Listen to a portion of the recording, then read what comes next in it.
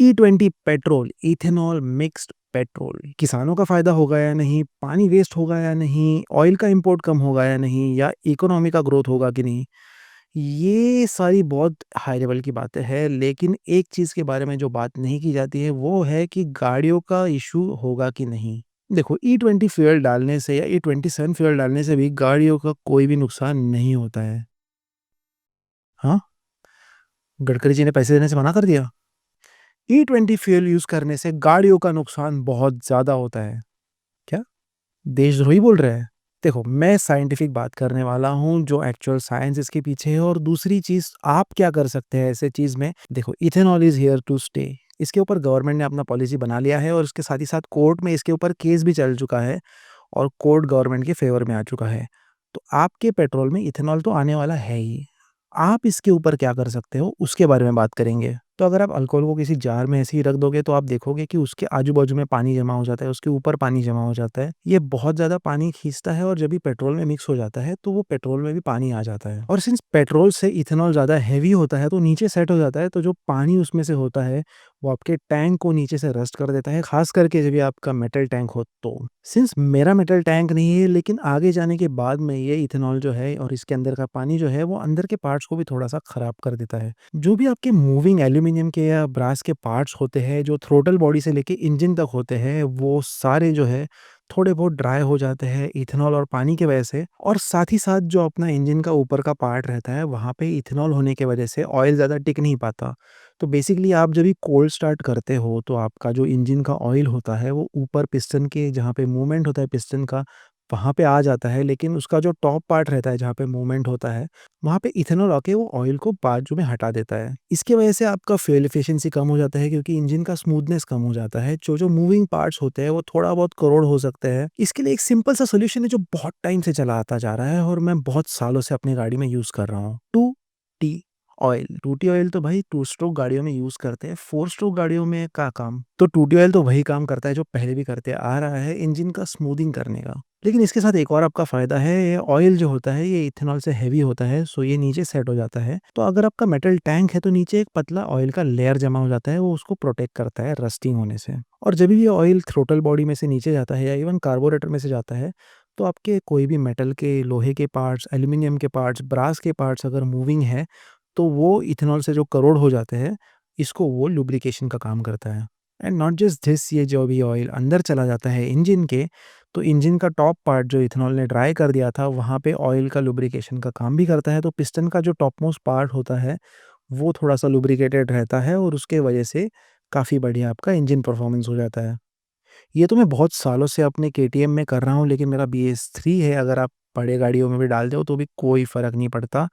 नए कार्स, नए बाइक्स में बिंदास ये ऑयल यूज़ करो, लेकिन ऑफ़ कोर्स यूज़ करने के टाइम पे अगर आप फुल टैंक कर रहे हो, तो फॉर बाइक्स एट लीस्ट आपको बस 1 सैशे या 40 एमएल का जो टूटी ऑयल का सैशे आता है, वही यूज़ करना है। For a full tank at least 7 to 8 litres में आप ये डालते हो। अगर आपको रीयूज़ करना है, सेकंड यूज़ में आपको डालना है, तो उतनी यूज़ करने की ज़रूरत नहीं है। आप 1-2 यूज़ करने के बाद में, यानी 1-2 फुल टैंक करने के बाद में थर्ड टाइम आप यूज़ कर सकते हो या सेकंड टाइम यूज़ कर सकते हो। मैं एवरी 2 यूसेज में ये यूज़ करता हूँ और इससे बहुत ही बढ़िया इंजन परफॉर्मेंस मिलती है। मेरा माइलेज केटीएम ड्यूक 390 का अभी भी 35 प्लस है। इसके साथ ही साथ एक और चीज़ होती है जो है ऑक्टेन बूस्टर्स। तो अभी आप देखोगे इथेनॉल का जो ऑक्टेन होता है वो अराउंड 109 होता है और जो पेट्रोल होता है उसका ऑक्टेन आप यूज़ करते हो दैट इज़ 90। अगर आप रेगुलर अनलीडेड पेट्रोल यूज़ कर रहे हो, अगर आप एक्सपी 95 यूज़ कर रहे हो तो ऑफ कोर्स उसका 95 ऑक्टेन होता है और 100 ऑक्टेन वाला भी पेट्रोल आपको मिलता है, जो बहुत ज़्यादा महँगा होता है। मैं तो रिकमेंड नहीं करूँगा। देखो, 100 ऑक्टेन जो है sports bike, 1000 CC plus bikes है, उनमें ये ज़रूर डलना चाहिए क्योंकि उसमें बहुत ज़्यादा फ़ायदा होता है। माइलेज बहुत ज़्यादा आता है, तो वो एक्स्ट्रा पेट्रोल डालना, महँगा पेट्रोल डालना भी परवड़ता है। लेकिन नॉर्मल गाड़ी में उतना तो फ़र्क नहीं पड़ता, तो उतना अगर आपको आउटपुट चाहिए तो हार्डली आपको कभी मिलेगा, लेकिन फ़र्क तो ज़रूर पड़ता है। तो ऑक्टेन अगर अच्छा डालने से आउटपुट अच्छा आता है, तो फिर इथेनॉल की वजह से क्या प्रॉब्लम होता है? तो इथेनॉल का देखो ऑक्टेन की वजह से कोई इश्यू नहीं है, इथेनॉल का सिर्फ कैलोरिक वैल्यू की वजह से इश्यू है। इथेनॉल बहुत ही क्लीन बर्न करता है, एनवायरमेंटल फ्रेंडली है, ज़्यादा उसका धुआँ नहीं निकलता है जितना पेट्रोल का आता है। साथ ही साथ जब ये इथेनॉल बर्न होता है तो उसका ऑक्टेन हाई होने की वजह से अगर आपका हाई कंप्रेशन रेशियो वाली गाड़ियाँ है, उसमें वो एक्चुअली लेट जलता है, जितना लेट जलता है उतना पावर ज़्यादा मिलता है और उतना ही आपका इंजन ज़्यादा परफ़ॉर्म करता है। लेकिन आपका जो पेट्रोल है वो तो पहले ही बर्न हो चुका है।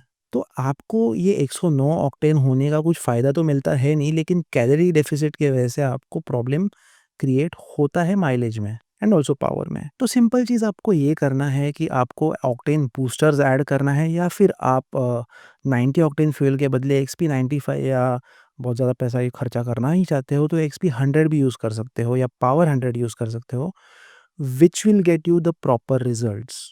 लेकिन देखो एक और फ़ायदा इसमें ये हो जाता है कि अगर आप एक्सपी 95 यूज़ करते हो तो उसमें इथेनॉल का परसेंटेज भी गिर जाता है जो कि 10 टू 12% के आसपास आ जाता है और अगर आप एक्सपी 100 यूज़ करते हो या फिर पावर 100 यूज़ करते हो तो उसमें इथेनॉल का परसेंटेज और भी कम हो जाता है, दैट इज़ 0 टू 4%। दूसरी बात अगर आप यूज़ करना ही चाहते हो तो एक ध्यान में रखो कि अगर आपका हायर सीसी बाइक है या हायर पावर्ड कार है या फिर प्रॉपर उसका कंप्रेशन रेशियो बेसिकली जो है वो ऑन द हायर साइड है, तो आप जितना ज़्यादा ऑक्टेन वाला फ्यूल यूज़ करोगे उतना ज़्यादा आपका फ़ायदा होगा। तो एक सिंपल रेशियो याद रखना, अगर आपका 1:7 या 1:9 के रेशियो में कंप्रेशन है इंजन का तो आप गूगल पे जाके ये चीज़ सर्च कर सकते हो, तो आपको 90 octane fuel is okay for you, ज़्यादा आपको फ़र्क नहीं पड़ेगा एक्सपी 95 यूज़ करने से, ज़्यादा पावर लॉस नहीं होगा और ज़्यादा पावर गेन नहीं होगा, ना आपका माइलेज ज़्यादा बहुत फ़र्क पड़ेगा।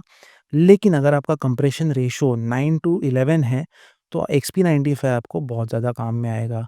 अगर आपका कंप्रेशन रेशियो 12 एंड अबव है, तो XP 100 is good for you क्योंकि उतना आउटपुट में आपको फ़र्क दिखेगा। लेकिन अगर आप बोलोगे कि भाई मेरा 100 सीसी का गाड़ी है और कंप्रेशन रेशियो 1:7 है, तो आपके गाड़ी में वर्चुअली आपको ज़्यादा डिफ़रेंस दिखेगा नहीं। मेंटेनेंस में थोड़ा बहुत फ़र्क पड़ सकता है since you are not using ethanol, लेकिन अगर आप टूटी ऑयल जैसे सिंपल चीज़ कर सकते हो, तो वो बहुत सस्ते में आपको बहुत ज़्यादा अच्छा रिज़ल्ट देता है। अगर आपको कंप्रेशन रेशियोज़ के बारे में भी और जानकारी चाहिए तो भाई नीचे कमेंट कर दो, मैं आपको बता दूँगा, इसके ऊपर एक नया वीडियो लेके आ जाएँगे। और अगर आपको ये वीडियो पसंद आया होगा तो इस वीडियो को यार लाइक, शेयर, सब्सक्राइब कर दो, हाइप कर दो और मिलते हैं अगले वीडियो में।